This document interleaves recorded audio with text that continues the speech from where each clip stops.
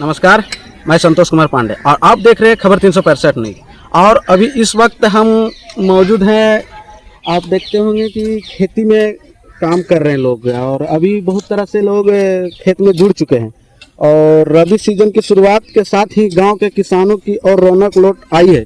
किसानों सुबह से शाम तक नई फसल की बुआई जुटे हैं ताकि आने वाले महीनों में अच्छी पैदावार हो सके। हम फिलहाल कोन्हारा कला के गांव में है और खेतों में मौजूद, जहां आलू और सब्जी की बुआई सरसों तेजी से हो रही है। और आइए हम यहां के जनता से जानते हैं कि क्या किस तरह से खेती की जा रही है।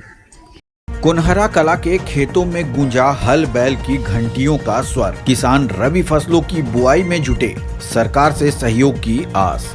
बरकट्ठा प्रखंड के कोन्हारा कला गांव में इन दिनों खेती किसानी का नजारा कुछ अलग ही है। खेतों में ट्रैक्टरों की आवाज के बजाय हल बैल की टन टन घंटियां और किसानों की पुकार गूंज रही है। सुबह की धूप के साथ ही किसान भाई अपने हल बैल लेकर खेतों में उतर जाते हैं और चना, सरसों और आलू की बुआई में जुट जाते हैं। गांव के कई किसान आज भी आधुनिक उपकरणों के बजाय पारंपरिक तरीकों पर निर्भर हैं। खेतों की मिट्टी में हल के निशान और बैलों की चाल देखकर साफ झलकता है कि यहाँ की खेती आज भी पुरानी परंपराओं को जीवित रखे हुए है। धान की फसल पर मौसम की है मार। किसानों ने बताया कि इस साल धान की खेती तो की गई, लेकिन लगातार बारिश और प्रतिकूल मौसम ने सारी मेहनत पर पानी फेर दिया।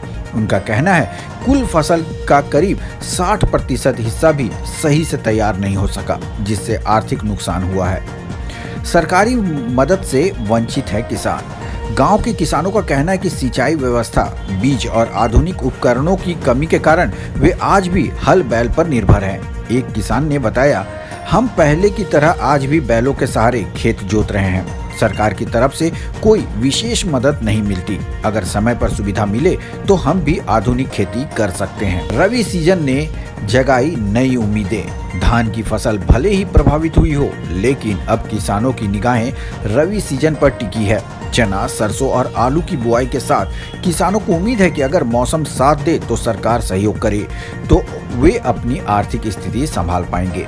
गांव के लोगों का कहना है कि सरकार को चाहिए कि वह समय पर बीज, सिंचाई के साधन और आधुनिक कृषि उपकरण उपलब्ध कराए, ताकि किसान पारंपरिक और आधुनिक दोनों तरीकों को मिलाकर बेहतर उत्पादन कर सके।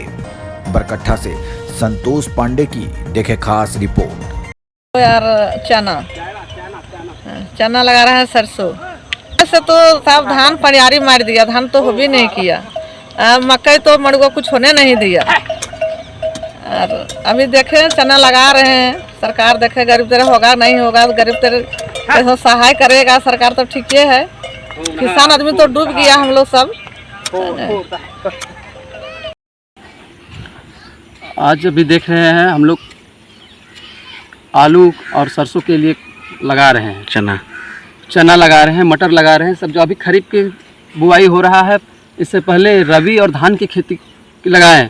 रबी के तो लगाने के मौका मिला नहीं। धान सब इतना बारिश होने के कारण 60% धान होगा, 40% तो बेकार है। इसके आज भी देखते होंगे कि हमारे गांव ग्रामीण में प्राचीन युग से जो हल बैल चलाते आ रहे हैं उसी तरह से खेती किया जा रहा है, क्योंकि हमारा अभी भी राज्य बहुत पीछे है, दूसरे राज्य की अपेक्षा अभी बहुत पीछे है। इसके ऊपर सरकार को भी ध्यान देना चाहिए कि इस आधुनिक युग में प्राचीन तरीके से खेती किया जा रहा है। यहाँ कोई तरह के कृषि को लेकर के कोई व्यवस्था नहीं है। इसके ऊपर सरकार को ध्यान होना चाहिए कि यहाँ अपना क्षेत्र में कैसे कृषि को खुशहाल किया जाए, उस पर विचार करने की सभी को ज़रूरत है। पहले संतोष जी आपको नमस्कार, आपका चैनल को नमस्कार समझें। हम लोग धान वगैरह जितना भी लगाएं वो सारे धान वगैरह हम लोग अथाह बारिश होने के कारण व्यर्थ चला गया। बहुत बालियाँ सूख गई, बहुत तरह का जो है सो उसका डाट वगैरह जो है सो ज़मीन में पड़ गया है, पनियारी टाइप का एकदम धान हो गया। मतलब धान में उतना जितना हम लोग सोचते थे कि 60% कम से कम आश्रित रहे, 60% होने का भी चांस नहीं है। उसमें हम लोग को लगता है कि 40% भी अगर धान किसान उपजा ले आएंगे तो बहुत है। बाकी जो भी मड़ुआ मक्के जितना था वो सब कुछ भी नहीं हो पाया, सब बारिश के कारण व्यर्थ हो गया, चौपट हो गया सब। किसान हमारे गांव जो है, हमारा गांव जो बिलोंग करता है जहां पर, वो मेरा गांव 80 से 90% लोग खेती पर ही निर्भर है। आश्रित है, इसी से अपना जीवन व्यापन करते हैं, अपना बाल बच्चे जो भी है उसमें खुशी जाहिर करते हैं। और बहुत जगह है लोग जैसे बहुत बाहर देखे हैं कि बहुत तरह का खेत मतलब किसान जो है सो गन्ना लगाता है, कुछ उपजाऊ करता है, उससे पैसे का आय स्रोत बनता है। लेकिन यहाँ वो चीज़ नहीं है, यहाँ लोग पेट पालन के लिए ज़्यादातर लोग जो है सो अपना खुशी मनाते हैं, हमको मतलब पेट पालन पूरा हो जाए 12 महीने। और इस वजह से अभी देखिए सरसों वगैरह लगा रहे हैं, चना वगैरह लगा रहे हैं, इस पर भी अभी आश्रित नहीं है हम लोग, क्योंकि कल फिर बारिश होगा। ये तीसरा बार लगा रहे हैं, 2 बार इसके पूर्व में लगाए हैं और दोनों बार बारिश जो है सो लेवल करके चला गया। तो किसी को क्या है, किसान हर तरह से मर जाता है, किसी तरह से किसान को कहीं से कोई फ़ायदा नहीं है। जितना किसान खेती में रटता है, जितना पसीना बहाता है, उसका उस माध्यम के हिसाब से उसको चवन्नी भी फ़ायदा नहीं होता है। लेकिन फिर भी आश्रित है आदमी किसान खेती के ऊपर। इस आधुनिक युग में भी आप लोग देख रहे हैं हल बैल चला रहे हैं, क्या बोलेंगे? देखिए हम लोग को तो कोई उतना किसान मित्र और दुनियादारी कोई ट्रैक्टर फैक्टर का तो कोई जमीन आय स्रोत के लेने का कोई कहीं से चांस ही नहीं मिलता है। हम लोग का पूर्वज ही बैल काड़ा चलाते आए हैं, हम लोग उसी को भी किसी तरह ज्ञान व्याप्त कर रहे हैं जो खेती बाड़ी करते हैं। और कोई अगर आगे आप लोग के चैनल के माध्यम से कहीं ट्रैक्टर वगैरह का सुविधा हो सके, सरकार करा सके मुहैया, तो बात को आगे बढ़ाइए।